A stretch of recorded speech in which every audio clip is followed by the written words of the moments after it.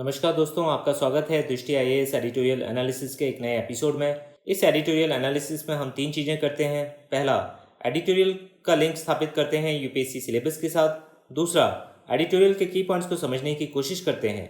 और तीसरा, एडिटोरियल में आए हुए की कॉन्सेप्ट्स जो कि एग्जाम की दृष्टि से महत्वपूर्ण हैं, उन पर भी चर्चा करते हैं। तो आइए शुरू करते हैं आज का एडिटोरियल एनालिसिस। प्रिय व्यूअर, यह वीडियो अंग्रेजी में भी उपलब्ध है। देखना चाहें तो आप हमारे इंग्लिश चैनल दृष्टि आईएएस इंग्लिश पर जाएं। आपकी सुविधा के लिए इस वीडियो के डिस्क्रिप्शन में इंग्लिश वीडियो का लिंक भी दिया गया है। आज का एडिटोरियल हमने हिंदुस्तान टाइम्स से लिया है और ये 24 अगस्त को आया है। एडिटोरियल का शीर्षक है the quest for cleaner cities और इसमें बताया गया है कि जो इंदौर का एग्जाम्पल है, जिसने लगातार चौथी बार स्वच्छ सर्वेक्षण में पहला पायदान हासिल किया है, तो इससे पता चलता है कि किस प्रकार प्रशासनिक इच्छा शक्ति यानी कि एडमिनिस्ट्रेटिव विल और पब्लिक पार्टिसिपेशन यानी कि सार्वजनिक भागीदारी एक अहम भूमिका निभाते हैं ऐसी किसी भी सफलता के लिए। तो आइए आप देखते हैं इसका सिलेबस के साथ लिंकेज। तो ये डायरेक्टली लिंक होता है जीएस पेपर 2 के साथ, जहाँ की गवर्नमेंट पॉलिसीज एंड इंटरवेंशंस के अंतर्गत स्वच्छ भारत मिशन को शुरू किया गया है। और साथ ही साथ ये जुड़ता है issues relating to development and management of health, क्योंकि स्वच्छता और स्वास्थ्य का संबंध बहुत ही घनिष्ठ है। तो सिलेबस के साथ लिंकेज स्टैब्लिश करने के बाद आइए देखते हैं एडिटोरियल के की पॉइंट्स। तो एडिटोरियल के की पॉइंट्स में जाने से पहले आइए देखते हैं कुछ खास बातें स्वच्छ सर्वेक्षण 2020 के बारे में। तो स्वच्छ सर्वेक्षण 2020 को कराया जाता है ministry of housing and urban affairs के द्वारा। ये इसकी नोडल मिनिस्ट्री है और ये होता है स्वच्छ भारत मिशन अर्बन के अंतर्गत। इसी प्रकार स्वच्छ सर्वेक्षण ग्रामीण भी कराया जाता है, जो कि कराती है मिनिस्ट्री ऑफ जल शक्ति यानी कि मिनिस्ट्री ऑफ हाइड्रो पावर। तो ये भी हमें क्लियरली पता होना चाहिए, इस पर भी प्रश्न पूछा जा सकता है। और ये जो स्वच्छ सर्वेक्षण 2020 है, ये लगातार 5वीं बार हुआ है। ये 5th एडिशन है इस सर्वेक्षण का और इसकी शुरुआत हुई थी 2016 में, जबकि 73 सिटीज ने इसमें पार्टिसिपेट किया था। लेकिन अब जब ये 5th एडिशन हुई है तो करीब 4000 से ऊपर सिटीज ने इसमें पार्टिसिपेट किया है। और इंदौर लगातार चौथी बार ऐसा शहर बना है जो कि नंबर 1 पोजीशन पे आया है। और इस बार कुछ पॉपुलेशन के हिसाब से कैटेगराइजेशन में अंतर किया गया है कि 10 लाख से ऊपर जनसंख्या वाले शहरों को अलग रखा गया है, 1 लाख से 10 लाख के बीच जनसंख्या वाले शहरों को अलग रखा गया है और 1 लाख से कम पॉपुलेशन वाले शहरों को अलग कैटेगराइज किया गया है। तो इंदौर जो नंबर 1 आया है वो 10 लाख से ऊपर जनसंख्या वाले शहरों में है। और इंदौर के बाद आया है सूरत और सूरत के बाद नवी मुंबई तीसरे नंबर पे। इसी प्रकार अगर 1 से 10 लाख के बीच में जो पॉपुलेशन है जिन शहरों की, उनकी रैंकिंग की बात करें तो अंबिकापुर जो कि छत्तीसगढ़ में है वो नंबर 1 पर है। और 1 लाख से कम वाले जो शहर हैं उनकी रैंकिंग में जो नंबर 1 पे है वो है शहर कराड़ जो कि महाराष्ट्र में है। अब आइए इन चीज़ों को थोड़ा मैप में देखते हैं बेहतर अंडरस्टैंडिंग के लिए। तो इस मैप में हम देख सकते हैं कि यहाँ है आपका इंदौर मध्य प्रदेश में, जो कि नंबर 1 शहर है 10 लाख से ऊपर जनसंख्या में। और दूसरे नंबर पे है सूरत और तीसरे नंबर पे नवी मुंबई। जो शहर 1 लाख से 10 लाख पॉपुलेशन के बीच में जो रैंकिंग है उसमें नंबर 1 पे है वो है अंबिकापुर, जो कि यहाँ है छत्तीसगढ़ में। इसके अलावा जो 1 लाख से कम जनसंख्या वाले शहरों की रैंकिंग है उसमें जो 1, 2, 3 पे शहर हैं उनमें 1 नंबर पे है कराड़ जो कि महाराष्ट्र में है, उसके बाद है सासवाड़ जो कि महाराष्ट्र में है और तीसरा लोनावला जो कि महाराष्ट्र में ही। तो ये तीनों शहर महाराष्ट्र में हैं। अगर कैंटोनमेंट शहर जहाँ की मिलिट्री के बेस वगैरह होते हैं, कैंटोनमेंट शहर, उनकी बात की जाए तो जालंधर जो कि पंजाब में है वो नंबर 1 पर है। दिल्ली प्रथम स्थान पर है। अगर कैपिटल्स की बात की जाए तो राजधानियों में नंबर 1 पर है। इस सर्वेक्षण में एक नई कैटेगरी को लाया गया है, वो है गंगा टाउन्स की, यानी कि जो शहर या कस्बे गंगा नदी के किनारे बसे हुए हैं। और इन गंगा टाउन्स को भी 2 हिस्सों में बांटा गया है, जिनकी जनसंख्या 1 लाख से ऊपर है और जिनकी संख्या 1 लाख से नीचे है। और इसमें वाराणसी नंबर 1 पर है जिनकी जनसंख्या 1 लाख से ऊपर है, और कन्नौज भी नंबर 1 पे है जिन गंगा टाउन्स की पॉपुलेशन 1 लाख से नीचे है। तो ये भी काफ़ी महत्वपूर्ण जानकारी है एग्जाम की दृष्टि से। और इसके बाद एक और बात जो हमें पता होनी चाहिए वो है कि कौन से स्टेट्स जिसमें 100 से ऊपर सिटीज़ हैं या 100 से ऊपर शहरी निकाय हैं, अर्बन लोकल बॉडीज़, तो उसमें जो नंबर 1 पे स्टेट है वो है छत्तीसगढ़। और जिन स्टेट्स में 100 से कम अर्बन लोकल बॉडीज़ हैं उनमें नंबर 1 पे है झारखंड। तो इन दोनों स्टेट्स के बारे में भी हमें पता होना चाहिए। अब अगर स्वच्छ सर्वेक्षण 2020 की बात की जाए तो ये विश्व का सबसे बड़ा सैनिटेशन सर्वे कहा गया है, जिसमें कि 1.8 करोड़ सिटीजन्स ने अपना फीडबैक दिया है और इसको रिलीज किया है union housing and urban affairs ministry ने। और इसके द्वारा 4000 से ऊपर शहरों को कवर किया गया 28 दिनों के अंदर। और ये एक एनुअल सर्वे है जिसका मकसद है कि सैनिटेशन को प्रमोट किया जाए अर्बन सेंटर्स में स्वच्छ भारत मिशन अर्बन के अंतर्गत। तो ये स्वच्छ सर्वेक्षण क्यों कराया जाता है?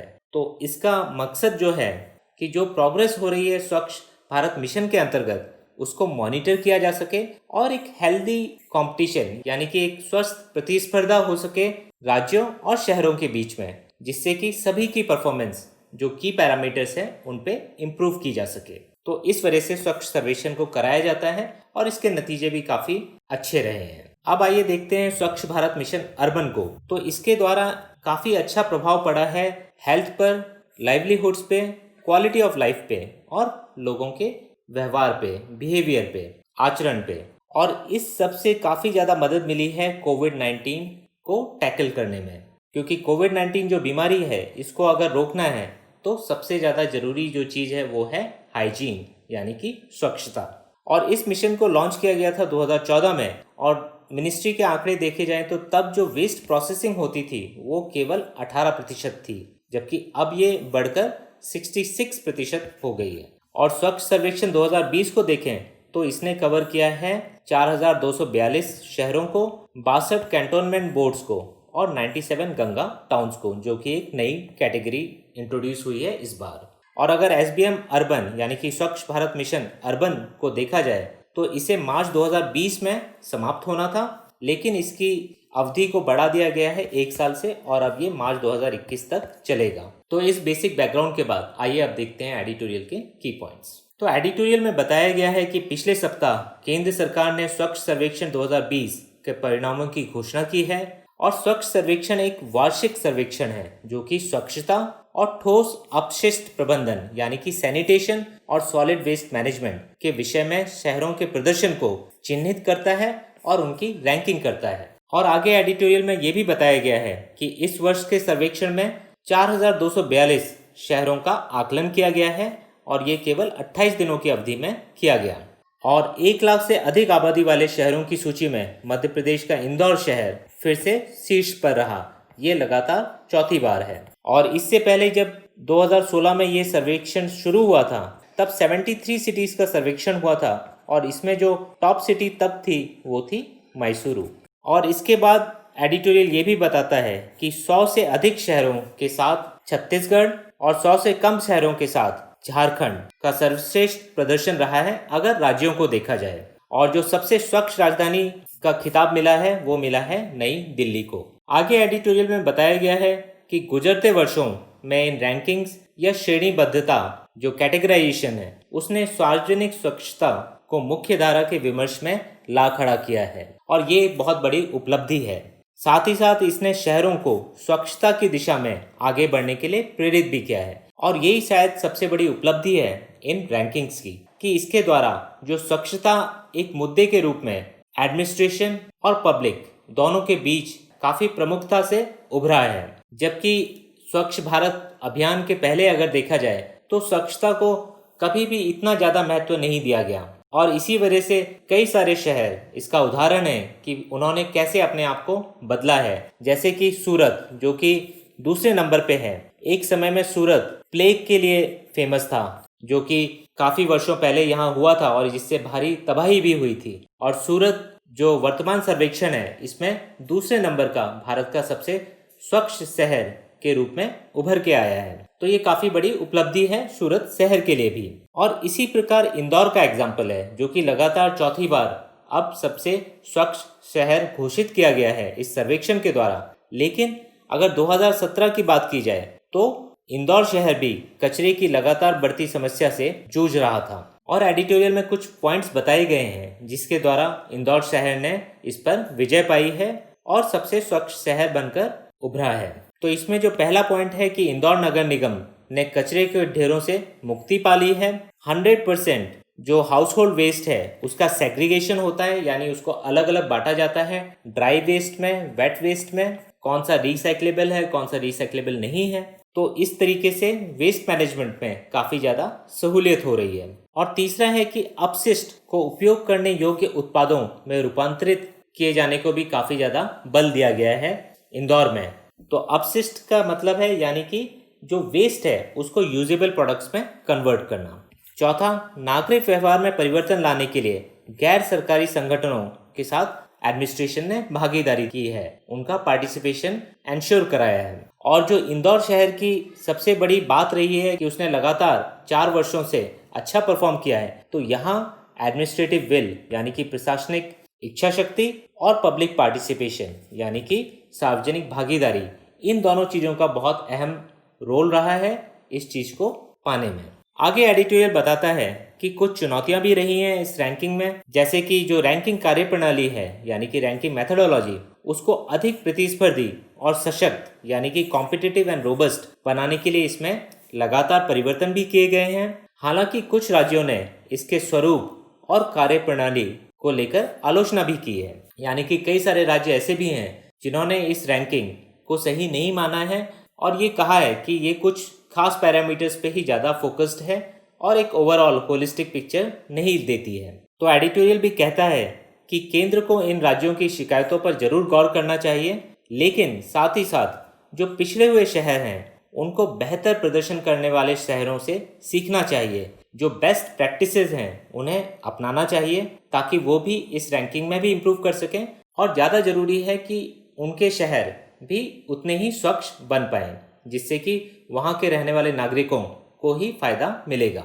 एडिटोरियल ये भी कहता है कि निश्चय ही प्रत्येक शहर के लिए कार्य का दायरा और आकार यानी कि scope and size of work अलग अलग होगा, लेकिन इन लक्ष्यों की प्राप्ति के लिए जो बुनियादी आवश्यकताएं हैं वो तो एक समान हैं, और वो हैं कि सार्वजनिक भागीदारी के साथ साथ प्रशासनिक और राजनीतिक इच्छा शक्ति। तो ये बहुत अच्छी लाइन भी है जिसको हम अपने आंसर राइटिंग में भी यूज कर सकते हैं मेंस में, कि कैसे सार्वजनिक भागीदारी और प्रशासनिक और राजनीतिक इच्छा शक्ति कितना भी जटिल कार्य हो उसे आसान बना सकती है, और ये इंदौर ने करके दिखाया है और बाकी शहर भी इसको फॉलो कर सकते हैं। तो ये सब था एडिटोरियल के की पॉइंट्स में। अब आइए देखते हैं किस प्रकार के प्रश्न आपसे पूछे जा सकते हैं प्रीलिम्स और मेंस में। तो प्रीलिम्स में आपसे डायरेक्ट सवाल पूछा जा सकता है स्वच्छ सर्वेक्षण 2020 के बारे में कि इसकी नोडल मिनिस्ट्री कौन सी है। तो आपको पता होना चाहिए ministry of housing and urban affairs. और साथ ही साथ आपको ये भी पता होना चाहिए कि स्वच्छ सर्वेक्षण ग्रामीण उसकी नोडल मिनिस्ट्री कौन सी है, तो वो है मिनिस्ट्री ऑफ हाइड्रो पावर यानी कि जल शक्ति मंत्रालय। इसके बाद आपको फर्स्ट रैंक के बारे में पता होना चाहिए कि कौन से शहर को मिला है, और ये 3 कैटेगरी में है। तो 10 लाख से ऊपर इंदौर है, 1 से 10 लाख की बात की जाए तो अंबिकापुर जो कि छत्तीसगढ़ में है, और अगर 1 लाख से कम जनसंख्या वाले शहरों की बात की जाए तो इसमें आता है कराड़ जो कि महाराष्ट्र में है। एक नई कैटेगरी के बारे में पूछा जा सकता है, गंगा टाउन्स की कैटेगरी इस बार शुरू की गई है इस सर्वेक्षण में, और इसके अंतर्गत भी 2 कैटेगरी रखी गई है, 1 लाख से ऊपर और 1 लाख से नीचे। तो इसमें वाराणसी है और यहाँ कन्नौज है। कब इसको लॉन्च किया गया था, तो 2016 में, और 73 सिटीज ने पार्टिसिपेट किया था उस समय, और मैसूरू पहले नंबर पे था उस वर्ष। इंदौर लगातार चौथी बार फर्स्ट नंबर पे है, ये भी एक इम्पॉर्टेंट फैक्ट है जो हमें पता होना चाहिए। अगर मेंस की बात की जाए तो सवाल आपसे पूछा जा सकता है स्वच्छ भारत अभियान के बारे में, और ये जो स्वच्छ सर्वेक्षण 2020 हुआ है इसके बारे में भी पूछा जा सकता है कि इनके क्या लक्ष्य हैं, कौन कौन से इनके लक्ष्य पूरे हो गए हैं, कौन से लक्ष्य अभी बाकी हैं, और किस प्रकार की चुनौतियां अभी भी बनी हुई हैं। तो इस तरीके के सवालों पे आपको तैयार होना चाहिए। तो ये सब था आज के एडिटोरियल एनालिसिस में। फिर मिलेंगे एक नए एडिटोरियल के साथ। धन्यवाद।